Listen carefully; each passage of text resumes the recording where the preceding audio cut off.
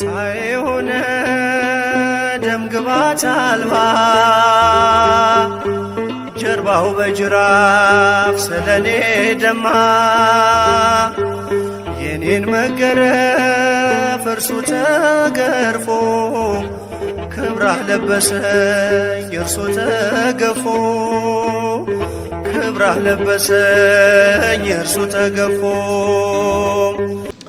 በስመ አብ ወወልድ ወመንፈስ ቅዱስ አሐዱ አምላክ።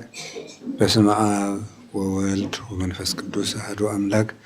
በስመ አብ ወወልድ ወመንፈስ ቅዱስ አሐዱ አምላክ። ይትባረክ እግዚአብሔር አምላክ አበዊነ ቅዱሳን ዘሰብሐ ምህረቶ በላዕሌነ። ምህረቱን ቸርነቱን ይቅርታውን በሕይወታችን ላይ ያጸናልን የአባቶቻችን ፈጣሪ እግዚአብሔር ስሙ በአንድነቱ በሦስትነቱ የተመሰገነ ይሁን። የእናታችን የቅድስት ድንግል ማርያም የቅዱሳን መላእክት፣ የቅዱሳን ነቢያት፣ የቅዱሳን ሐዋርያት፣ የቅዱሳን ሰማዕታት፣ ጻድቃን ረድኤታቸው በረከታቸው ከእኛ ጋር ይሁን። የተከበሩ መምህራችን መምህር አባ ገብረስላሴ ምህረት የርዕሰ ገዳማት ወአድባራት ጣና ቅዱስ ቂርቆስ የአባቶችና የእናቶች አንድነት ገዳም አበምኔት፣ የተወደዳችሁ አባቶቻችን ካህናት፣ ወንድሞቻችን ደቀ መዛሙርት፣ ዲያቆናት፣ አባቶቻችን የገዳሙ መናንያን፣ እናቶቻችን የገዳሙ መናንያት የእግዚአብሔርን ቸርነት የቅዱስ ቂርቆስን በረከት ብላችሁ ከቅርብም ከሩቅም የተሰበሰባችሁ የመድኃኒታችን ኢየሱስ ክርስቶስ የድህነት ቤተሰቦቹ በየትኛውም ዓለም ያላችሁ ኦርቶዶክሳውያን ሁሉ አንድ አምላክ በሚሆን በአብ በወልድ በመንፈስ ቅዱስ ስም እንዴት ሰነበታችሁ? እንዴት ዋላችሁ? እንደምን ቆያችሁ? ቸርነት የባህሪ ገንዘቡ የሆነ አምላካችን ለዚህ ቀን ለዚህ ሰዓት ስላደረሰን ስሙ የተመሰገነ ይሁን። ሁላችሁንም እንኳን አደረሳችሁ። እግዚአብሔር በመካከላችን ተገኝቶ እንዲያስተምረን እንዲመክረን ቅዱስ ፈቃዱ ይሆንልን።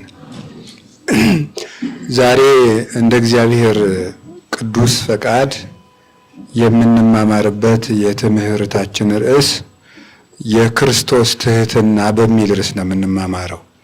እስኪ በሉ ሁላችሁም እንደገና በሉ። ሶስት ስለዚህ አሁን ከሆሳዕና ጀምሮ እስከ ትንሣኤ ድረስ ያለው ሳምንት የሕማማት ሳምንት ነው የሚባለውና በዚህ የሕማማት ሳምንት እንድናስበው የሚያስፈልገን መሰረታዊ ነገር አለ። እሱ የጌታችን መድኃኒታችን የኢየሱስ ክርስቶስ የእሱ ትህትናው ነው የሚታሰበው። ማለት ትህትናው ትልቅ ሰው በሕይወት ዘመኑ ሊያስበው የሚገባው የክርስቶስ ትህትና ነውና እንዲያውም እግዚአብሔር ከፈቀደ ለዚህ ዓመት በዚህ ዓመት የሕማማት ሳምንት ሁላችንም ትህትናን ብንለማመድ ጥሩ ነው። ለዚህ ዓመት እግዚአብሔር ቢፈቅድልን እና ቢረዳን የዚህ ዓመት መልእክት አድርጋችሁ ብትወስዱትና ሁላችንም ለዘንድሮ ለ2018 ዓመተ ምህረት ሕማማት ትህትናን ብንለማመድና ከዛው ለሁል ጊዜ ትህትናን እንድንለማመድ ደግሞ የሚቀጥለው ዓመት ደግሞ አንዷን የቅድስና ፍሬ እንለማመዳለን እግዚአብሔር ቢያደርሰን።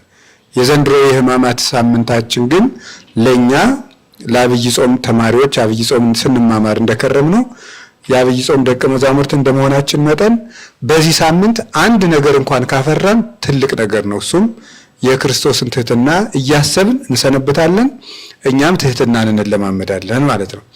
እሱን ነው የምንናገረው። እንግዲህ ለመነሻ የወሰድኩት የቅዱስ ያሬድን ቃል ነው። ሃሌሉያ ሃሌሉያ ሃሌሉያ ሃሌሉያ ሃሌሉያ ንዜኑ ለአምላክነ ሂሩተ ትህትና ወየዋሃተ የሚለውን ነው የወሰድኩት። ቅዱስ ያሬድ በጾመ ድጓው ሲናገር ሃሌሉያ ማለት ትርጉሙ ቅድመ ዓለም ለነበረ ዓለምን አሳልፎ ለሚኖር እግዚአብሔር ክብር ምስጋና ይገባዋል ማለት ነው። ትርጉሙ ሃሌሉያ ማለት እሱ ነው። ቅድመ ዓለም ለነበረ ዓለምን አሳልፎ ለሚኖር አምላክ ምስጋና ይገባዋል ማለት ነው። ቅድመ ዓለም ለነበረ ዓለምን አሳልፎ ለሚኖር ለእግዚአብሔር ክብር ምስጋና ይግባውና ብሎ የፈጣሪያችን የኢየሱስ ክርስቶስን ትህትናውን፣ የዋሃቱን፣ ቸርነቱን እነዚህን ሶስቱን እንናገራለን ይላል። ትህትናውን፣ ቸርነቱን፣ የዋሃቱን እነዚህን ሶስቱን እንናገራለን። አምላክ አሃዚ ዓለሙን በእጁ በመሃል እጁ የያዘ ፈጣሪ እግዚአብሔር አብይ ስሙ ገናና የሚሆን እሱ ከመእቡስ ተጸቅለ ዲበፀ መስቀል እንደ በደለኛ በእንጨት መስቀል ተሰቀለ። በእንጨት መስቀል ዲበፀ መስቀል ሰቀልዎ ሱራፌል ወኪሩቤል ይኬልልዎ። ሱራፌልና ኪሩቤል ደግሞ ክንፋቸውን ጋርደው ከበው ያመሰግኑታል። ሱራፌል ኪሩቤል ከበው የሚያመሰግኑት ጌታ እንደ በደለኛ በእንጨት መስቀል ተሰቅሎ ሙቷልና ንዜኑ ለአምላክነ ሂሩተ ትህትና ወየዋሃተ የፈጣሪያችን የኢየሱስ ክርስቶስን ትህትናውን፣ የዋሃቱን እና ቸርነቱን እንናገራለን። እነዚህ ሶስቱ ናቸው በዚህ ሳምንት ክርስቶስ ያደረጋቸው ማለት ነው። ቸርነት፣ የዋህነት እና ትህትና ሶስቱ ናቸው በሕማማት ጌታ ያደረጋቸው ማለት ነው። በኋላ ቅዱስ ያሬድ እዚሁ ጾመ ድጓው ላይ በደንብ የሚያደንቃቸው ጉዳዮች አሉ፣ እናመጣቸዋለን እነሱን ቦታው ላይ ስንደርስ ማለት ነው። እንግዲህ ቅዱስ ያሬድ እንደምታውቁት ያሬድ ማለት አጭር 2 ደቂቃ ነው የምናገረው። እንጀራ ስንበላ እንጀራው በማን እጅ እንደመጣ ማወቅ ይገባል አይደለም? ያጎረስንን እጅ እንዳንነክሰው የማን እጅ መሆኑን ማወቅ አለብን። ስለዚህ የቅዱስ ያሬድን ቃል ስንጠቅስ ቅዱስ ያሬድን ማወቅ አለብን ማለት ነው። ቅዱስ ያሬድ እንደምታውቁት ያሬድ ማለት መውረድ ማለት ነው። የስሙ ትርጓሜ መውረድ ነው። በቤተክርስቲያን 2 ያሬዶች አሉ። አንደኛው የመጽሐፍ ቅዱሱ ያሬድ ነው። ያሬድ የተባለበት ምክንያት በዚያ ጊዜ ሰዎች የሴት ልጆች የሚባሉት በተለይ በአቤል ምትክ የተወለደው የአዳም ልጅ ሴት የሱ ልጆች ደብረ ቅዱስ በሚባል ተራራ ንጽህናቸውን ጠብቀው ከሴት ርቀው እንደ ቅዱሳን መላእክት እያመሰገኑ ይኖሩ ነበር። በኋላ በቃየል ልጆች ኃጢአት ተስበው ወደ ምድር የወረዱ በሱ ዘመን ስለሆነ ያንን ያወቁ እናት አባቱ ያሬድ ብለውታል። በሱ ዘመን የሰው ልጅ ወርዷልና ነው። ቅዱስ ያሬድ ግን ደግሞ ሌላ ነው ያወረደ። ቅዱስ ያሬድ ያሬድ ተብሏል። ለምን ሲባል የቅዱሳን መላእክትን ምስጋና ከሰማይ ወደ ምድር ስላወረደ ማለት ነው። ያንን ያወቁ በጸጋ ያወቁ እናት አባቱ አውጥተውለታል። መምህራንም አውጥተውለት ይሆናል ባይጻፍ ነው እንጂ ማለት ነው። መምህራን በየጉባኤ ቤቱ የደቀ መዛሙርታቸውን ግብሩን አይተው ስም ያወጣሉ። ስለዚህ ቅዱስ ያሬድ የሰማይ ዜማ ከዚህ አውርዷል። ኢትዮጵያን የመላእክት ከተማ ያደረጋት ቅዱስ ያሬድ ነው። በየትኛውም ዓለም ካሉ አብያተ ክርስቲያናት ኢትዮጵያ ልዩ የሚያደርጋት ይህንን ጸጋ ቅዱስ ያሬድ ስላመጣላት ነው።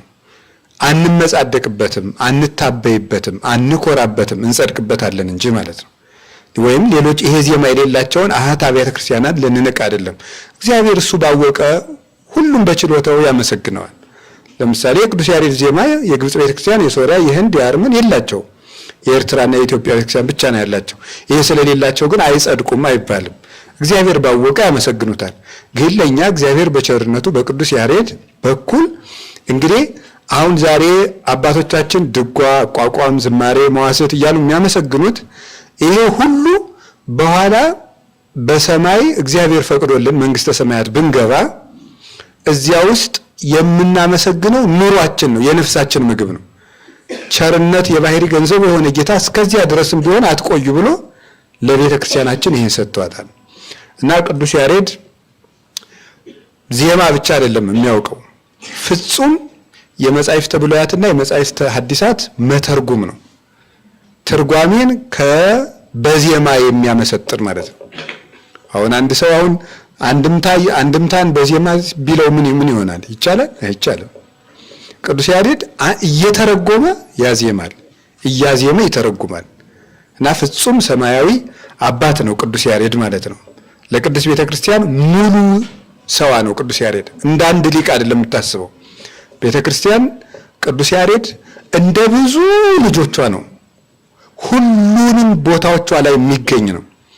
ብንፈታ የሱ ዜማ አለ፣ ክርስትና ብንነሳ የሱ ዜማ አለ፣ ብንሞተን ስንቀበል የሱ ዜማ አለ፣ ሹመት ቢኖር ጳጳሳት ቢሾም የሱ ዜማ ነው።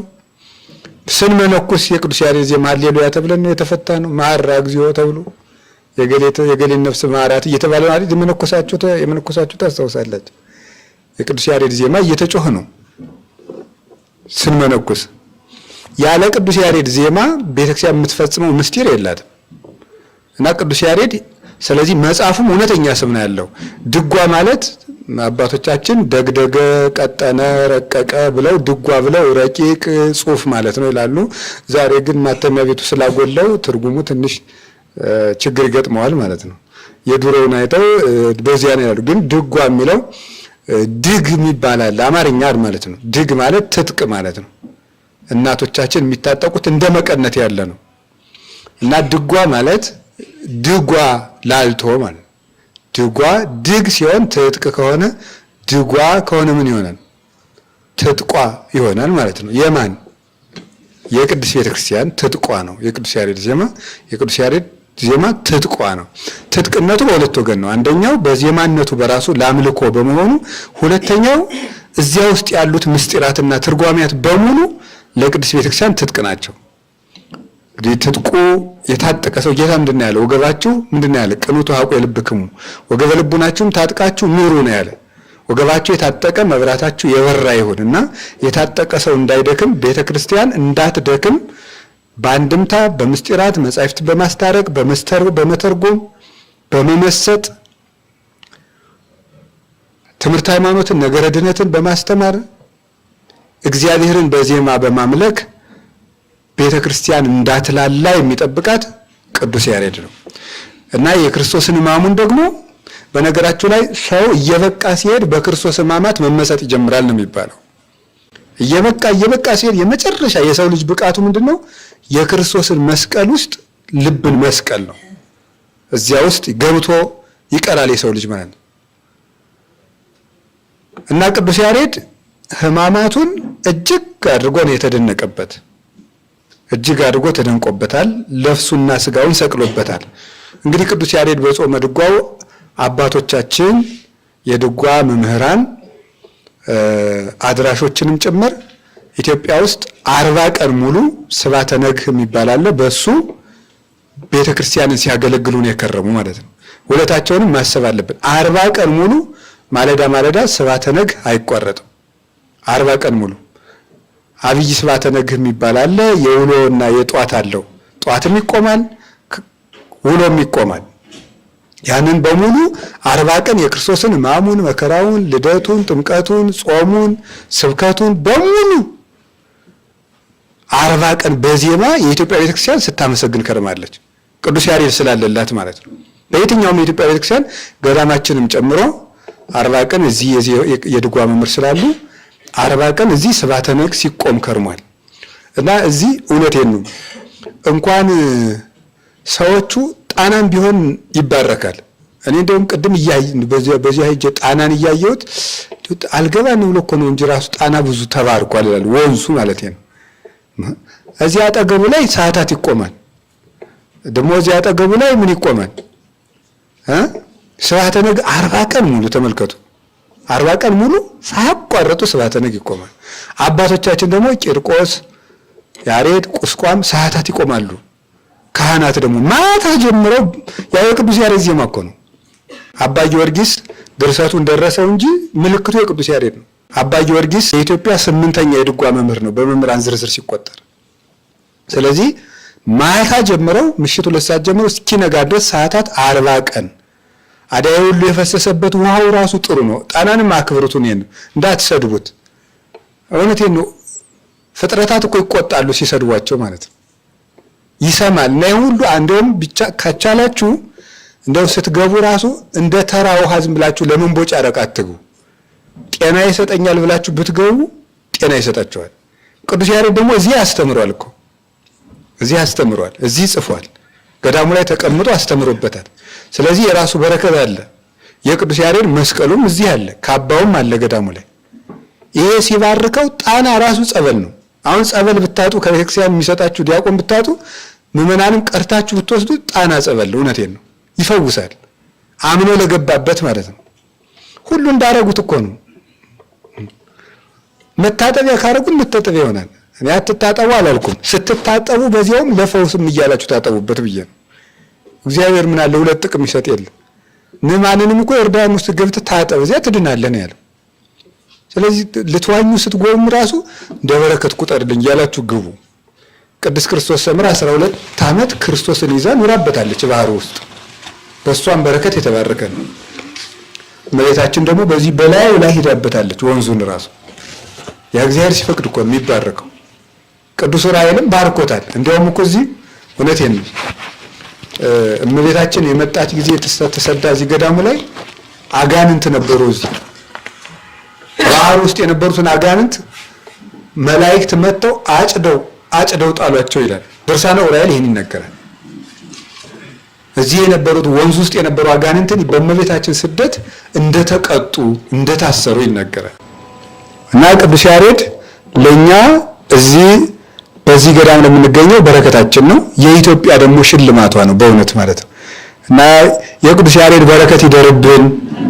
እሱ የሰጠን ምህላ ስብሐተ ነግሁ በመላ ኢትዮጵያ ይደረሳል። ምህላው በወሩ በገባ ትልልቅ ገዳማት አድባራት ላይ ይደረጋል። እሱ የጀመረው አክሱም ነው የጀመረው። 7 ቀን ህዳር 1 እስከ 6 ምህላ ተይዞ ህዳር 6 ቀን ጌታ ስለተገለጸ በዚያ በሰማይ ላይ የቅዱስ ያሬድን ዜማ ለማረጋገጥ ተገልጾ ስለነበረ ጌታ በዚህ ምክንያት እንግዲህ ከቅዱስ ያሬድ ጀምሮ እስከ ዛሬ አክሱም ሁል ጊዜ 7 ቀን ሱባኤ አይቋረጥም። ወሩ በገባ በትልልቅ ገዳማት አድባራትም 7ቱን ቀን አባቶቻችን በቤተ መቅደስ ውስጥ ወይም በቤተ ክርስቲያን ውስጥ ምህላ ይይዛሉ፣ መሐረና ይላሉ በሰዓታታቸው ውስጥ። ይሄንን ያመጣልን ቅዱስ ያሬድ ነው። ቅዱስ ያሬድ እንደው እስቲ በተጮኸው ጩኸት፣ በተቆመው ሰዓታት፣ በተቆመው ስብሐተ ነግህ፣ በዚህ ሁሉ ጸሎት ለኢትዮጵያ ምህረት እንዲወርድ ጸሎቱ ይርዳን። እንግዲህ እሱ ከጻፈው ከጾመ ድጓ ውስጥ ጾመ ድጓ የተባለበት ራሱ ጾሙ የጾም ድጓ ነው አይደል? ጾመ ድጓ ማለት የጾም ድጓ ነው። ስለዚህ ከድጓው ተከፍሎ ለጾሙ የተዘጋጀ ነው። ራሱን የቻለ አብይ ጾም ውስጥ ሚዜም አብይ ጾም ተጀምሮ አብይ ጾም ላይ የሚያልቅ ነው ጾመ ድጓው። ስለዚህ አሁን ዛሬ አብይ ጾሙ ስላለቀ እኔም እንደው ይሄን መጽሐፍ እንድናስታውሰው ብዬ ነው። ቅዱስ ያሬድ 40 ቀን ሙሉ በሱ ሲጸለይልን ከርሟል ነው። እንደው ለካህናትም ለመምህራንም ሰው ክብር እንዲሰጥም ነው እውነት ለመናገር ማለት እንደው እኮ ሁሉን ነገር በዳር ሆኖ ሲመለከቱት ቀላል ነው። ከበሮ በሰዎች ሲያዋት ምንድነው የምትባለው? ታምር ሲይዟት ታደናግር ነው። እዟት ሰው ሲሽከረከር እኛ ምንችል ይመስለናል። ስንይዘው ግን ከባድ ነው። 40 ቀን ሙሉ ሳያቋርጥ አንድ ሰው ሌት ተቀን በቃል እግዚአብሔር መገኘት አይችልም። ያ የእግዚአብሔር ቸርነት ነው።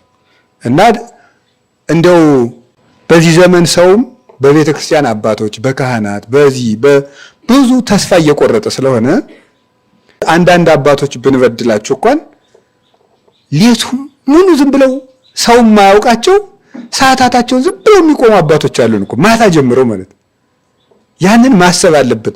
በቤተ ክርስቲያን ተስፋ መቁረጥ የለብንም። ቤተ ክርስቲያን ለኛ ከእግዚአብሔር ምሕረት የምታሰጠን በቤተ ክርስቲያን ተስፋ ካለን ነው። በቤተ ክርስቲያን ተስፋ ከቆረጥን ተስፋ የለንም።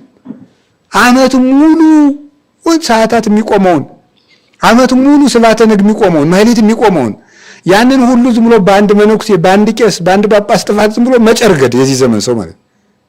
ኃጢአታችሁን ይጨርግድላችሁና እውነቴን እኮ ነው። እንዴት ብሎ ማጨድ መቱን ማለት ነው። ይህ ነውር ነው። እውነቴን ነው የምነግራችሁ። አባቶቻችን እንዴት ትነቅፋላችሁ? ምኑንም የማያውቀው እኮ አለ። ዝም ብሎ ሰዓታቱን ቆሞ በቃ ምሳውን በልቶ ደግሞ ማታ ሰዓታቱን የሚል ምንም አያውቅ፣ ፖለቲካ ያውቅ፣ የሰበካ ጉባኤ ክርክር ያውቅ፣ ምን ያውቅ፣ ዝም ብሎ ሰዓታቱን የሚቆም ዝም ብሎ ማህሌቱን የሚቆም እኮ ስንት ጻድቅ አለን እኮ ቤተክርስቲያናችን አሏት። አባቶቻችን በቆሎ ትምህርት ቤት ውስጥ መከራ ሲያዩ ኖሩ። ኋላ ደግሞ በቃል እግዚአብሔር ደርቀው የሚኖሩ ደግሞ አሉን አባቶቻችን። እና የመምህራንን የሊቃውንቱን ያቋቋም የድጓ መምህራንን የቅዳሴ መምህራንን የእነዚህን ሁሉ ውለታ ማሰብ አለብን። ኋላ ሰው የሚቆጥረው ግን ሆድ ነው። ኧረ እንዲያው የዚህ ዘመን ምዕመንስ ከብዷል ማምለክ። ሆድ አሁን ካህናት ግብረ ሰላም በሉ፣ ምን ተሳሉ፣ አብዝተው ጎረሱ፣ ጠላ ጠጡ። እንዲሁ እንዳልሰድባችሁ ደግሞ ጥሩ አይደለም፣ ኃጢአት ነው፣ ነውር እኮ ነው። እንዴ ቅዱስ ጳውሎስ ምንድን ነው ያለ? እንደዚህ አድርጌ አስተምሬያችሁ እንደው ዓይናችሁንስ አውጥታችሁ ብትሰጡኝ ይበዛብኛል አለ ቅዱስ ጳውሎስ እኮ። ዓይናችሁን ራሱ ብትሰጡኝ አለ። ለእኛ ድህነት የሚተጋ ሰው የሚጠፋ እንጀራ በላ ተብሎ ይነቀፋል እንዴ? አይነቀፍም እኮ። እኛ ተኝተን እያነጋን ሌቱን ሙሉ ለቆመልን አባት እንጀራ ይበዛበታል። እና እንደው ለኢትዮጵያ ካህናት ክብር ይገባል። እውነቴን ነው የምነግራችሁ። ሚዲያ ላይ የምንከለከለውን አይደለም ማየት ያለባችሁ። ዝም ብሎ በቃ የማያውቀው አለ። ዝም ብሎ ተንኮል ያውቅ ምን ያውቅ ዝም ብሎ እናቴው አተሳደበም እዚያው ላይ ዝም ብሎ ተሳድቦ ይወጣለታል። ቂም የሌላቸው ዝም ብሎ ገብቶ እግዚአብሔርን አገልግሎ የሚወጡ ኢትዮጵያ በሚሊየን ካህናት አሏት። ይሄን ማወቅ አለባችሁ። እና እንደው ይሄን የመፍረድ ኃጢአት መድኃኔዓለም ነቅሎ ይጣልልን ከልባችን። እውነቴን ነው። በካህናት በአባቶቻችን የሚያስፈርድ ክፉ ጋኔን አለ። ይሄንን አውጥተን መጣል አለብን። ምላው ምሕረት የማይሰጠን በመነቃቀፍ እኮ ነው። ታውቃላችሁ? በመነቃቀፍ እንዴ አንድ አባት አንድ ቦታ ሄጄ ምከሩኝ አልኳቸው። አይ እንደው አንተ ገዳም ስለምትኖር አንተ ምከረኝ አሉኝ። ኧረ እኔ ገዳም ብቀመጥ ብዬ ማስተማር ነው እንጂ እኔ አልጋደል እኔ ብላችሁ መጨረሻ ላይ እኔም ቢያልኩና ምክር ሲመክሩኝ ምን አሉ? እምቢ ካልከኝ ምክር እንኳን አይደለም ትናንትና ከአንድ መጽሐፍ ያነበብኩት ልንገር አሉኝ። ምክር እንዳይሆንባቸው ነው። እዛ አትፍረድ። አንድ ሰውዬ ነበረ እና በየቀኑ መልአክ ይገለጽለት ነበር አሉኝ። መልአክ ይገለጽለት ነበር እና አንዱ ሰውዬ ደግሞ ቤተ ክርስቲያን ውስጥ እያስመሰለ የሚኖር ነው። ጎቶቻል እያስመሰለ ሰው ሲያዩ ጥሩ ይሰራል። ለምሳሌ ሸክም ከሆነ ሰው ሲያዩ ትልቁን ይሸከማል። እና ሲመጣ ያኛው ሰውዬ ሲያዩ ምን አለ? ያስመሳይ ደግሞ ጀመረው አለ። በልቡ ነው እኮ። ያ መልአክ ጥሎት ተሰወረ።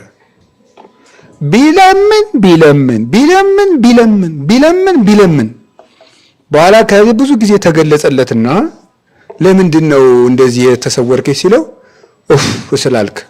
አይገርማችሁ?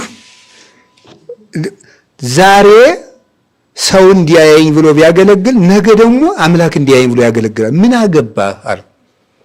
ምን አገባ ቢያስመስል ምን ጨነቀ? ነገ ይገባዋል። ሲገባው ደግሞ ፈጣሪውን ለማስደሰት ያገለግላል። ዛሬ ሰው ለማስደሰት ይሮጥ፣ ነገ ደግሞ እንዲያውን ዲያቆኑ ሁሉ ሰው እንዲያየኝ ብሎ ሊቀድስ ይችላል። እኛም ነው ገባ። ሲበስል ደግሞ እግዚአብሔር እንዲያየኝ ይላል። ዛሬ ሲያየው አክሊሉቱን እንዲች እያደረገ እንዴት ነው አምሮብኛል እያለ ሊወጣ ይችላል። እኛ ምን አገባን? አልገባውማ። ወጣት ነው እንደዛሬ ይቀድስ፣ ነገ ደግሞ ይገባል። ነገ እያለቀሰ ይቀድሳል። ዛሬ እየሳቀ ሊቀድስ ይችላል። ሰው እኮ ነው። ስለዚህ አሁን ማድረግ ያለብን ምንድን ነው? መፍረድ ከባድ ኃጢአት ነው። ግብፃዊ ቄስ ናቸው። አውስትራሊያ ነው ያገኘኋቸው። እንደዚህ ብለው የመከሩኝ ማለት ናቸው። እና ሳገኛቸው እስኪ አንድ ምክር ይምከሩ ብያቸው ነው የነገሩኝ። እና አሁን እኔ የምነግራችሁ በሕይወታችን ዘመን ሁሉ ለካህናት ለቤተ ክርስቲያን ክብር ይኑረን። ቤተ ክርስቲያናችን ውድ ቤተ ክርስቲያን ናት። የኢትዮጵያ ኦርቶዶክስ ተዋሕዶ ቤተ ክርስቲያን ተስፋ የሚቆረጥባት ቤተ ክርስቲያን አይደለችም። ተስፋ ያላት ቤተ ክርስቲያን ናት። እዚህ ኢንተርኔት የሚባል ስጦ ስለመጣ አንዱን ሁለቱን አምስቱን ስድስቱን ሰባቱን አስሩን እያወጣ እገሌ እንዲህ ነው አባ እገሌ እንዲህ አድርጓል ቄስ እገሌ እንዲህ አድርጓል ስላለ ሙላው ቄስ እንደዚያ ነው አትበሉ። ሲል ሙላው ቄስ ብቻ ሳይሆን እኔ እነዚያንም አላውቅም፣ አያገባኝም። እኔ እግዚአብሔር በሚያውቀው እና ሲጀመር በሰው ኃጢአት እንጀራ መብላትም ኃጢአት ነው። ጥሩ ነው። በሰው ኃጢአት እንጀራ መብላት ኃጢአት ነው። እኔ ገሌ ወገሌ የምለው ነገር የለኝም፣ የማውቀውም የለኝም። ስለዚህ የቅዱስ ያሬድ በረከት ይርዳን፣ የቤተ ክርስቲያን አምላክ ይጠብቀን። አሁን የክርስቶስን ትሕትና ወደ መናገር እንመለስ። እንግዲህ የጌታችን የመድኃኒታችን የኢየሱስ ክርስቶስ ትሕትናው የሚጀምረው አሁን ያነሳሁት የምኩራብ ጾመ ድጓ ላይ ያለውን ነው። የጌታችን ትሕትና የፈጣሪያችን ትሕትና እንናገራለን የሚለውን የቅዱስ ያሬድ መነሻ ያደረግኩት የእግዚአብሔር ትሕትናው የሚጀምረው የመጀመሪያው ይህንን ዓለም ከመፍጠር ነው የሚጀምረው። እግዚአብሔር ይህንን ዓለም መፍጠሩ ፍጹም ትሕትና ነው። እንዴት ነው ይህን ዓለም መፍጠር ትሕትና ሊሆንለት የሚችለው? ለምሳሌ ይኸውላችሁ ጠንካራ ሰራተኛ ጠንካራ ዕቃ ይሰራል። ደካማ ሰራተኛ ደካማ ዕቃ ይሰራል። ብልሁ መልካም ዕቃ ይሰራል። እውቀት የሌለው ደግሞ ደከም ያለ ዕቃ ይሰራል። ስለዚህ በዕቃው ጥራት የሰውየውን እውቀት እንለካዋለን። አሁን ምን ማለታችን ይመስላችኋል? ለምሳሌ ቤቱ ግንቡ ቶሎ የሚፈርስ ከሆነ ወይ ዲዛይነሩ ወይም ደግሞ ህንፃውን የሚመራው ሰውዬ ወይ አናጺው አንዱ ነገር ችግር አለበት ማለት ነው። ያ ቤት ለብዙ ዘመን ጸንቶ ከኖረ ግን ጠንካራ ባለሙያ አቅዶታል ማለት ነው። ጥሩ። አሁን እግዚአብሔርን ትሁት የሚያደርገው ለምንድን ይመስላችኋል? እግዚአብሔር የሚጠፋ ፍጥረት ፈጥሯል። የሚጠፋ ፍጥረት አሁን የሚጠፋ ፍጥረት ሲፈጥር የዚያ የሚጠፋ ፍጥረት ፈጣሪ መባል ምንድን ነው? ፍጹም የሆነ ትህትና ነው። ለምሳሌ የዝንብ ፈጣሪ መባል ለእግዚአብሔር ትህትና ነው። የዝንብ ፈጣሪ ምክንያቱሳ ሁሉን የሚችል እግዚአብሔር እንዴት ደካማ ነገር ይፈጥራል? ይህ ፍጹም ትህትና ነው። ሁሉን የሚችል እግዚአብሔር ደካማ ነገር ፈጥሯል። ሸረሪትን ዘሃዋን እንድትሰራ ፈጥሯታል። የሸረሪት ዘሃ ጉንዳኑን፣ ትንኙን፣ ትሉን፣ ተሳቦውን፣ ቀንዳውጣውን ይህ ሁሉ መፍጠሩ እግዚአብሔር ትህትናውን የዚህ ፈጣሪ መባል አሁን እናንተ ራሳችሁ አሁን እንደው የዚህ የተሳቦ ፈጣሪ ብትባል ደስ ይላችኋል? እናንተ ብትፈጥሩ ኑሮ ራሱ አንችልም እንጂ አንፈ እንደው ትልቅ ሰው ሲሆን ይሄ እኮ የኔ ነው ታውቃለህ፣ ይሄ የኔ ነው የሰራሁት ይላል። ትልቅ ነገር ሲሆን የኔ ነው እንላለን። ዝቅ ያለ ነገር ሲሆን ግን የገሌ ነው ብንባል ራሱ ደስ ይለናል አንሁልም። ትልቅ ነገር ከሆነ ግን የኛ እንኳን ባይሆን የኛ እኮ ነው ታውቃለህ። አሁን እንደው ትልቅ ሰው ከሆነ ሰው የሚያከብረው ሰው ከሆነ እንደው ዘመዳችን ባይሆን እንኳን ቆጣጥርን ያጎቴ ልጅ ነው ታውቃለህ እንላለን። ትልቅ ከሆነ የተናቀ ሰው ከሆነ የእህታችን ልጅ ቢሆን እንኳን ኧረ እኔ አላውቀውም ዛሬ ነው ያየሁት ነው የምንለው። የተናቀ ነገር የኛ እንዲሆን አንፈልግም። እግዚአብሔር ግን ትህትናው የሚያስደንቀው ምናምንቴ የሆኑ ፍጥረታን እንኳን ምንም የማይረቡ የሚመስሉ ፍጥረታት የዚያ ፈጣሪ እግዚአብሔር ሲባል ይገርማል። እግዚአብሔር ውሃን ፈጠረ፣ እግዚአብሔር ወፍን ፈጠረ፣ እግዚአብሔር ትልን ፈጠረ። ወኩሉ ዘይትሐውስ ውስተ ማይ በባህር ውስጥ የሚሄደውን ትላትል እንስሳውን ሁሉ ፈጠረ። አዞን ፈጠረ። ጉማሬን አሁን ምንም የማያረግ ሰው የሆነ ተጎልቶ የሚረብሽ አሁን እሱን ሁሉ ፈጠረ። አይ ትህትናው እኮ ነው ይሄ ማለት ነው። እግዚአብሔር ምን ያህል ትሁት መልአክ ፈጠረ ቢባልማ ይሄማ ትልቅ ነገር ነው። መላእክትንማ ፈጠረ። ሲጀመር መላእክት ራሱ ለእግዚአብሔር ምንም የሚያደርጉለት አይደሉም። ምን ፈጥሮ ምን ይሆን? ለዚህ እኮ ነው እምቅድመ ይፍጠር መላእክተ ለቅዳሴ የተጸራ ስብሐተ አብ ወወልድ ወመንፈስ ቅዱስ ሰለስቱ ምዕት በቅዳሴያቸው መላእክትን ለምስጋና ሳይፈጥሩ የአብ የወልድ የመንፈስ ቅዱስ ምስጋናቸው አልተቋረጠም የተባለ መላእክት መጥተው የጨመሩለት ምስጋና የለም ለእግዚአብሔር። እንግዲህ መላእክት እንኳን የማይጠቅሙት ከሆኑ የሰው ልጆች እንኳን የማይጠቅሙት ከሆኑ ምንም እኛስ ቢያንስ እናመሰግናለን ምስጋናው ለሱ ባይጠቅመውም ምንም ተራ የሆኑ ፍጥረታትን በመፍጠሩ እግዚአብሔር ትሁት ነው። እና ቅዱስ አትናቴዎስ ምን ይላል? እግዚአብሔር ይህንን ዓለም እስካለ መፍጠር ደርሶ ትዕቢተኛ አምላክ አይደለም ይላል። እግዚአብሔር ይህንን ዓለም እስካለ መፍጠር ደርሶ ትዕቢተኛ አምላክ አይደለም ማለት ነው። የዚህ ዓለም ፈጣሪ አልባልም አይልም እግዚአብሔር ነው። የዚህ ዓለም ፈጣሪ አልባልም አይልም እግዚአብሔር የአይጥ ፈጣሪ ስንለው ዞር በል ቢያንስ የሚካኤል ገብርኤል በል አይልም። የትንሽ ነገር እንኳን ፈጣሪ ሲባል እግዚአብሔር ደስ ይለዋል። ይትፌሳህ እግዚአብሔር በተግባሩ እግዚአብሔር በፈጠረው ፍጥረት ፈጽሞ ደስ ይለዋል። ስለዚህ የእግዚአብሔር ትህትናው ደካማ ፍጥረታትን ፈጥሮ የነሱ ባለቤት መሆኑ ውሻን ከመፍጠር ንቆ ያልተወ ብለው ይላሉ አባቶች። እመቤታችን እንዴት ነው ያለች? ውሃ ስትቀዳ ሴቶች አንዱን ውሻ ውሃ ጠምቶት ሲያለከልክ ሲያባሩት ምንድን ነው ያለችው? እግዚአብሔር ከመፍጠር ንቆ ያልተወውን ነው ያለች። ውሻን ቢንቀው ኑሮ ምን ያደርግልኛል ብሎ እግዚአብሔር የተወው ነበር። እግዚአብሔር ከመፍጠር ንቆ ያልተወውን እኛን እንቃለን ነበር ያለች። እና እግዚአብሔር ሁሉንም ሳይንቅ መፍጠሩ እጅግ ትሁት ያሰኘዋል። ሁሉንም ሳይንቅ። ከዛ ቀጥሎ የምታዩት ምን ይመስላል? አሁን ብዙ ሰዎች ከኛ ሃይማኖት ውጭ የሆኑ አንዳንዶቹ እንዲህ ብለው ይጠይቃሉ፣ አምላክ እንዴት ነው ሰው የሚሆነው? ይሄ ለአምላክ ክብር የማይመጥን ነገር ነው ይላሉ። እግዚአብሔር ሰው ሆነ የሚባል ነገር የማይመጥን ነገር፣ እግዚአብሔር ከሴት ማህፀን ገብቶ ተጸነሰ የሚለው ይሄ ለአምላክ አይመጥንም ይላል። እንግዲያውስ እግዚአብሔር የአይጥ ፈጣሪ መሆኑም አይመጥነውም። እግዚአብሔር የጓጉንቸር ፈጣሪ መሆኑም አይመጥነውም። እንግዲያስ እግዚአብሔር የትላትል ፈጣሪ መሆኑ እግዚአብሔር አይመጥነውም። የቀንድ አውጣ በዚህ ክረምት የምናገኘው ስልክልክልክ የሚል ነገር አለ። እግዚአብሔር የዚያ ፈጣሪ መሆኑም እንግዲያስ አይመጥነውም። ያ ትህትናው ከሆነ እንግዲያውስ እግዚአብሔር ሰው መሆኑም ትህትናው ነው። ትህትናው ነው። ሲጀመር እኛን መፍጠሩ ራሱ ትህትና ነው፣ እንኳን ሰው መሆኑ ማለት ነው። ይሄኛውን ከተቀበል ነው እግዚአብሔር የአይጡ፣ የጉርጡ፣ የጓጉንቸሩ፣ የእባቡ፣ የአዞው፣ የጉማሬው፣ የአንበሳው፣ የጅቡ። አሁን ጅብ ምን ያደርግለታል እግዚአብሔር? የዚህ ሁሉ ፈጣሪ መባል ያላፈረ አምላክ ሰው በመሆን ያፍራል እንዴ? ሰውማ እንደውም የተሻለው እኮ ነው የእኛ ስጋ ውስጥ መምጣቱ ምንም። እግዚአብሔር እንደ ጣዖታት ትዕቢተኛ አይደለም። እግዚአብሔር እንደ ዲያብሎስ ትዕቢተኛ አይደለም። አሁን ጣዖታት ትዕቢተኞች፣ የጣዖታት ላይ ያደረው ጋኔን ትዕቢተኛ ነው የሚያደርገው፣ ሰዎቹም ትዕቢተኛ ነው የሚሆኑት። እግዚአብሔር ግን ፈጽሞ ትሁት ነው። ልብ ብላችሁ ስሙት። ይህን እግዚአብሔር ስንቱ ይነገራል፣ ስንቱ ይነገራል። እንዲያው አይገርማችሁም? ሰው የሚያፍርበትን አካል ሁሉ እግዚአብሔር እያየ ሲፈጥረው አይገርማችሁም? ይሄ ለእግዚአብሔር ይመጥነዋል እንዴ? ነገር እኛ የምናፍርበትን አካል እግዚአብሔር ፈጥሮታል መባል ይመጥነዋል እግዚአብሔር? በመፍጠር ያላፈረብን አምላክ ሰው ቢሆንማ ምንም ፍጹም ቸርነቱ የበዛ ስለሆነ ስንጎዳ አይቶ ጭራሽ ምንም ሳይደርስብን የኛ ፈጣሪ ሆኖ እግዚአብሔር እኛን ሲያበጃጅ እዚህ አካባቢ አይን ላብጅለት፣ እዚህ አካባቢ ጆሮ ልትከልለት ሲል እንደው እግዚአብሔር አይገርማችሁ እንዴ?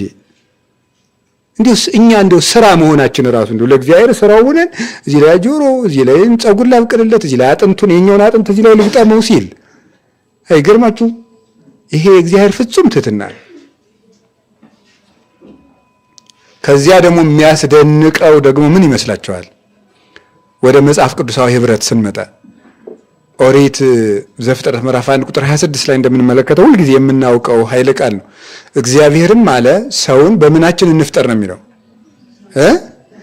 በመልካችንና በአርአያችን በአምሳላችን እንፍጠራል። ይሄ ፍጹም ትህትና ነው። ይሄ ፍጹም ትህትና ነው ከገባችሁ ማለት ከተረዳ ነው።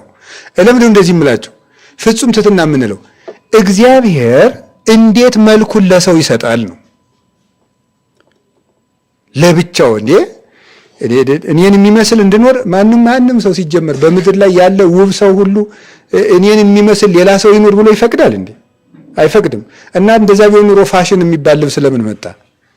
ፋሽን እኮ የመጣ ሰዎች ሁሉ ከሰው ለመብለጥ አዲስ የመጣውን ሲገዙ ደግሞ ያኛው ደግሞ እንግዲያማ ደግሞ እኔ ሌላ ሲል መጨረሻ ላይ እኮ ነው ሰው ቢያልቅበት እኮ ነው የተቀደደ ልብስ ፋሽን ያደርገው። የሚበልጥበት አጣ ማለት ነው። ሁሉንም አይነት ለብሶ ቢያጣ እኔ እንግዲያማ እኔ ቀድጄ በልጣቸዋለሁ ብሎ የተቀደደ ሱሪ ገዛ ማለት ነው። ሰው እኮ ብቻውን ነው ውብ መሆን የሚፈልገው። ሰው ብቻውን ነው። እግዚአብሔር ግን በመልኩ ፈጠረን። ደሞስ እንዲያሆን አንድ ተራ ሰው እግዚአብሔርን ይመስላል ሲባል አይገርማችሁም? ይሄ ማሽ የሆነ ፍጥረት ሰው ይቀርባሉኝና ሰው እኮ አንዳንድ ይገርመኛል። እንዲሁ የሆነ ተንኮሉን ሳስበው እንዲሁ አሁን ይሄ በሁለት እግር እንዲህ የሚለው ሰውዬ ነው ይሄን የሚሰራው ያሰኛል። 100 እግር ያለው እኮ ነው የሚመስል ሲጭር ሲፈልስ አያድርስ ነው። እግረ ብዙ የሚባል አለ ባለ 50 እግር እንደዚያ ግን ብዙ አይደርስም። እግሩ ብዙ ነው የትም አይደርስም። ግን 50 እግር ያለው አለ። አይገርማችሁ? እግሩ 50 ነው ግን የትም አይደርስም። ዝም ብሎ መጎተት ነው። እዚያም ስላሉ ካሰቡት መድረስ የለም። መድረስ የሚቻለው እግዚአብሔር ሲፈቅድ ብቻ ነው ለሁሉም ነገር። እና እግዚአብሔር የኛን መልክ እሱ ይመስላል መባሉ ወይም እኛ እሱን እንመስላለን መባሉ። አሁን እንደሆነ አንዱ ሰውዬ ማን እገሌ እኮ እርስዎን ነው የሚመስሉ ብለን አንድ ድሃ መሬት ላይ ያለ ምንም የሆነ ድሪቱ የለበሰ ሰውዬ ሄደን ወይ ጠቅላይ ሚኒስትር ይሁን ፕሬዝዳንት ይሁን ንጉስ ይሁን ሄደን እገሌ እኮ እርስዎን ነው የሚመስሉ እኛ ጎረቤት ያለውን ድሃ እንላቸው ያልተመጠነ ወርጃውን ፖሊሲ ዘይድ ሊሉ ይችላሉ። እንዴው ባይሆን እንዴ እርስዎ እኮ አጼ ገሌን ነው የሚመስሉት እንደው ሲፈርዱ ራሱ ግርማዎት ብንለው አረ እውነት እንደው መቼ ሰምታይ ነው ሊልም ይችላል። ግን አሁን አንድ ሰው አሁን አንዱን ምናምን ትሄዳ ወስደን አንተ እኮ ገሌን ነው የምትመስል እንደው ቁርጥ አሁን እንደው ያን ሰውዬ ሳይወሰኑት ዝም ይል ብሎ ይናደዳል። እግዚአብሔር ግን አዳምን ይመስላል ሲባል አይከፋውም ሳይሆን ወዶ ነው ያደረገው። እግዚአብሔር አብርሃምን ይመስላል ሲባል አይከፋውም።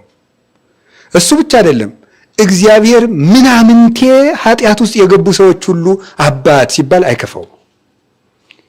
ስለዚህ ለኛ መልኩን መስጠቱ ፍጹም ትህትና ነው። ሰው እግዚአብሔርን ይመስላል መባል ለእግዚአብሔር አይመጥንም። ይህ እግዚአብሔር ያደረገው ፍጹም ትህትና ነው። እንዲህ ያለውን የአምላካችን ትህትና እንነግራለን። በዚያው ላይ ደግሞ የሰው ልጅ የእግዚአብሔር ጠላት ነው።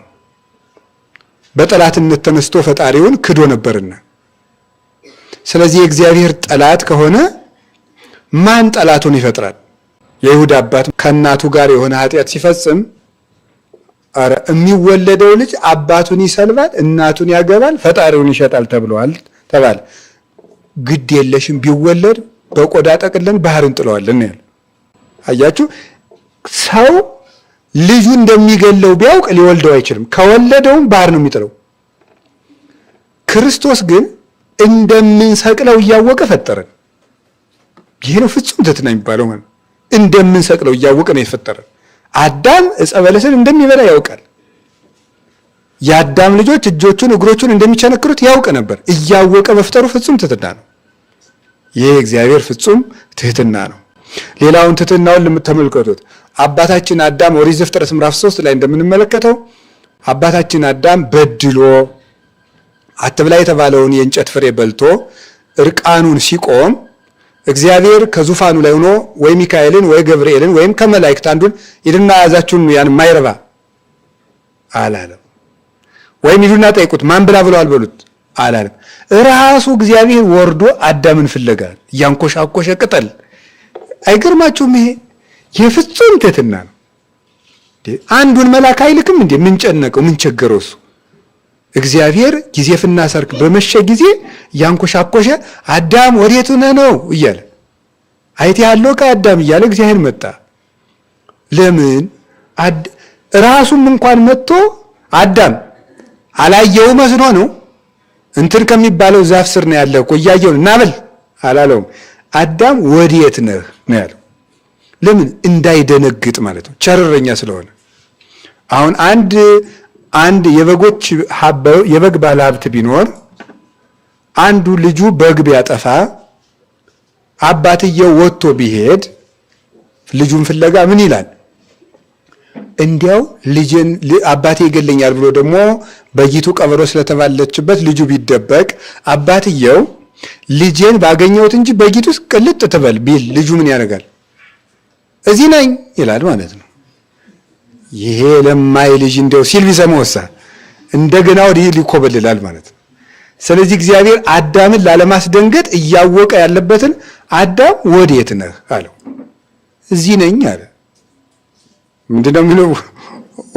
ወታባ አዳም ቅድመ ገጹ ለእግዚአብሔር፣ አዳምም ከእግዚአብሔር ፊት ተሸሸገ የሚለው ቃል እንዴት ምንኛ ያማረ ነው።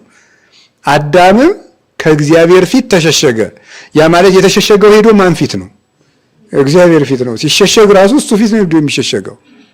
ከፊት አይቴ ጎይም መንፈስከ አይደል ያለው ቅዱስ ዳዊት። ከፊት ወዴት እሸሻለሁ ብሏል። ከረቂቅ ስልጣንህና ከምልአትህ የት ነው የምገባው ብሏል። ይህ የእግዚአብሔር ትሕትና ነው። አሁን የእኛን ትዕቢት እንደው አስቡት። በቃ እገሌን እንደው ድና ታረቅ እስኪ ሲባል ያጠፋ እሱ ከሆነም እሱ ይምጣ። እግዚኦ ትዕቢት ቤቷን ሰራች፣ 7 ምሰሶዋንም አቆመች እኛ ላይ። እውነቴን እኮ የምነግራችሁ ትዕቢታችን እንደው መድኃኒዓለም ይህን ትዕቢት ይንቀልልን። እንደው እኮ ኑሮንም በሆነ እኮ እንደው ወይ ጽድቅ የለን ወይ እውቀት የለን ወይ ቅድስና የለን። እንደው ምን ይሉታል ይሄ ትዕቢት? አሁን እስቲ የድፍድፍ ኩራት ድፍድፍ ታውቃላችሁ? ይሄ የጠላው የድፍድፍ ኩራቱ ይላሉ የገጠር እናቶች ውሃ እስኪገባው ነው። ወይ እንደዚህ ሞላቶ ውሃ ሲገባ በቃ ተበጥብጠ ቁጭ ትላለህ። እንዲህ ያህል ኩራት እንዲያው ምንድን ነው? እግዚአብሔር ወርዶ አዳምን ደህና ነህ አዳም የት ነው ያለ እያለ እያንኩሻኩሽ በዚህ ወንድሞቻችን ለማንፈልግ ለኛስ ምን ያህል ዕዳ ይጠብቀናል? እውነቴን ነው የምነግራቸው። አዳም ወዴት ነህ? ቃየል ወንድምህ አቤል ወዴት ነው ነበር ያለው። ሰው ወንድሙን ገሎ በነገር ወግቶ ልቡን አድምቶ እግዚአብሔር ፊት መቆም አይቻለው። ከዚያ ደግሞ ተመልከቱ ቀጥሎ ምንድነው ያደረገ እግዚአብሔር? ሌላ ትሕትና ዳሳያችሁ። አብርሃም ቢርበው ከአብርሃም ጋር ሊበላ እግዚአብሔር ወርዶ መጣ። ይኸው እግዚአብሔር ያሳያችሁ። ይሄ ለአብርሃም ብቻ እኮ አይደለም፣ ከኛ ጋር እኮ ክርስቶስ ራት ይበላል አብሮ። ሃይማኖት ታሪክ አይደለም፣ እውነት ነው። አብርሃም ጋር ሄዶ እግዚአብሔር አብርሃም ቤት መጥቶ እንግዳውን ወደ ደጃፍ መጥቶ እግራችሁን ታጠቡ እየተባለ ለምን? አብርሃም ራብ እንዳይሞት ማለት ነው። አብርሃምን ለማብላት እግዚአብሔር ከሰማይ ወረደ። ይህ ፍጹም ትሕትና ነው እንዴ! አንድ ንጉሥ እንደው ወይም አሁንም ቅድም እንዳልኳችሁ ወይ ሚካኤልን ወይ ገብርኤልን ልኮ ኧረ እባካችሁ ያጥሩ አገልጋይ ነው አብርሃም ራብ እንዳይሞት ይድብላ በሉት ማለት ይችላል። እግዚአብሔር ከሰማይ ወርዶ ከአብርሃም ድንኳን ቤት ምሳ በላ። ይህ ምንድን ነው? ፍጹም ቸርነት ነው። ይህ ሲገርመኝ ደግሞ የዛሬ ዓመት እመጣለሁ ልጅ ተወልዳለች ሳራ ብሎ ተስፋ ሰጥቶት ሄደ። ሌላ ጊዜ ግን የሚገርመኝ እግዚአብሔር የትዳር ሽማግሌ ሆኖ ሲያሸማግል አንተም ተው ሲል አይትትና እንዲው አብርሃም ልጅ ባጣ ጊዜ ሳራ ከአጋር ወለድ አለችው። እሺ ብሎ ወለደ። አጋር ደግሞ ልጅ ስታገኝ ደግሞ በእመቤቷ በሳራ ላይ መኩራት ጀመረች። ሳራ ስታዘን ደግሞ ልጅ ሰጣት እግዚአብሔር። ሳራም ደግሞ ልጅ ስታገቢ ደግሞ ጠገበች። የኔ የእመቤቲቱ ልጅ ከገረድ ልጅ ጋር አይጫወትም አለች። ደግሞ ታምር እኮ ነው። አብርሃም ተንጓለለ። በዚህ መሃል እግዚአብሔርን ጠየቀ። ምን ላድርግ አለው። ገረዲቱን አስወጥተህ ስደድ፣ ሳራ የምትልህን ስማ አለው። ያ እግዚአብሔር አሁን ምን እዚህ ተዳደረን ራስ ተጠንቅቀ ያዝን የምናገባ ይልም እግዚአብሔር ወርዶ ሽማግሌ ሆኖ በለ ሳራ እንዲህ አርጋት ገሌ ብሎ ደግሞ የትዳር አስታራቂ ሆኖ ሲመጣ ይህ ፍጹም እንዴት ያለ ቅርብ እንደሆነ የሚያሳይ እግዚአብሔር የሆነው ጉድ ቻለ። የሚያስፈራራ ንጉሥ አይደለም፣ አባት ነው እግዚአብሔር። ወርዶ የእያንዳንድ ይሄ ማለት ነው የእናንተ ደስታችሁም ችግራችሁም ያገባኛል ማለት ነው። እግዚአብሔር ይህን እያደረገ ያለው በዚያውም አሁን ባልና ሚስት ሲጣሉ መልእክት ለማስተላለፍ በሰራተኛ ከተጣሉ ባልየው መስማት ያለበት ማንን ነው? ሚስቲቱን ነው። ባል ለሰራተኛይቱ ከቆመ እሳት ነደደ ማለት ነው። እንዲያውም አሁን ሳስበው ነው ሴቶቹ ባላቸውን ለመፈተን አውቃ ከባልየው ፊት አነስ ያለ ራት ለሰራተኛይቱ ልትሰጣት ትችላለች። አንቺ ጨምሪያት እንጂ ካለ ነው እሺ እንተያያለን ይጀምራል ጠብ ማለት ነው። ዝም እንዳላየ ነው ማለት ያለበት እንጂ ካልሆነ አውቃ ቆይ ልቡ እሷ ጋር ነው ወይስ ከዚያ በኋላ በበነገው እንዲያ ደግሞ ከጨማመረበት እሷ ናት ወይስ እኔ ሚስት ማለት ትጀምራለች ማለት ነው። ይሄ ችግር እንዳይፈጠር ሰው ይኸው ምንድነው ያለ እግዚአብሔር ማንን ስማ ነው ያለው? አቤት ሳራን ስማ። ሴቶቹ ግን ሴት ሰራተኛን ብትበድሉ ወዮት አለባችሁ። እውነቴን ነው ማለት ነው እንዴ። አሁን በተለይ ለአካለ መጠን ደርሰው የሚያገለግሉ ሴቶች እኮ ያማርራሉ ማለት እሷም እንደናንተ ሴትነት አላት፣ የሴት ጾታ አላት። እናንተ የማትጋግሩት እንጀራ እንደውም እየጋገረች እያበላች ነው። እናንተ የሌላችሁ ሴትነት አላት። እንደውም ወጥ ስራ እሷ ነው የምትችለው እንዴ። ብዙ ሴት እኮ ከብሮ ገኖ ሰው ፊት የሚዝመነመር በሰራተኞቹ ብልሃት ነው። ወጥ መስራት የማይችል ይኖራል። ግምት ነው እንግዲህ ያላውቅም ምን እኔ ወዴት ታውቃለሁ ግን ሊኖር ይችላል።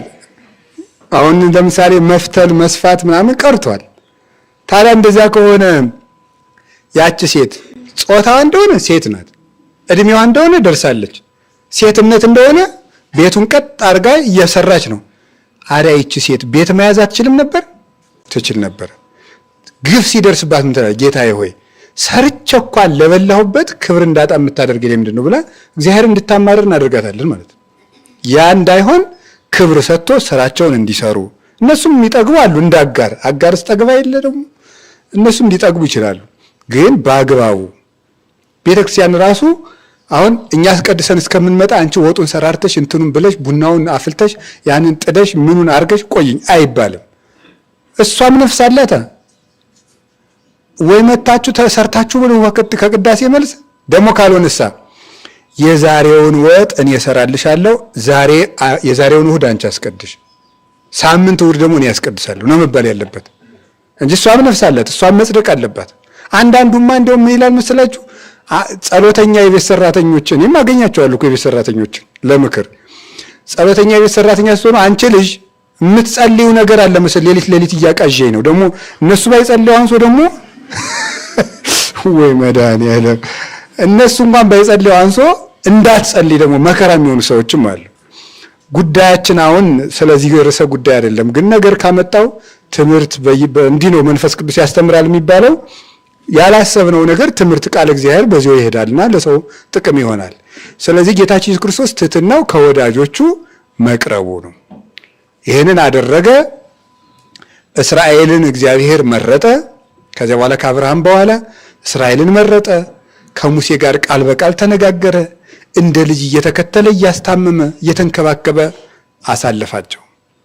ይህም ትሕትናውን ገልጾታል ቅዱስ ያሬድ እንዲህ ብሎ ለሕዝበ ርስት ዘአውረደ መና፣ ለርስት ወገኖች ለእስራኤል መናን አወረደላቸው ይላል።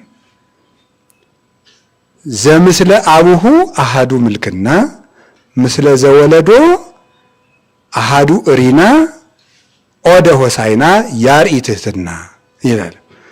ለሕዝበ ርስት ለእስራኤል ዘአውረደ መና፣ ለእስራኤል መናን ያወረደላቸው አምላክ ይህ ፍጹም ትሕትና ነው። እስራኤል ምን ይሏቸዋል? ወልዴ ዘበኩሬ፣ እስራኤል የበኩር ልጄ ነው ብሎ ነበር የነገራቸው። እስራኤል የበኩር ልጄ ነው። እስራኤልን እየተከተለ ቀን በቀን እየተናገረ ሙሴን ቃል በቃል እያነጋገር በራባቸው ቁጥር ኧረ ራበን ብለዋል፣ መና አውረድላቸው።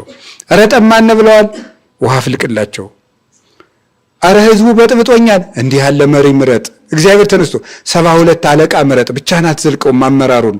እግዚአብሔር ኮሚቴ እንደሚያማርጥ ባለስልጣን ተነስቶ 72 ሰው ምረጥ፣ 70 ሰው መርጠናና እነዚያን መንፈስ ቅዱስን አሳድርባቸዋለሁ፣ እነዚያ በአስተዳደር ያግዙሃል ብሎ የእስራኤልን የ40 ቀን መንገድ አብሮ እንደ ቤተሰብ ሲመራ የኖረ ነው። እግዚአብሔር ሩቅ አምላክ አይደለም።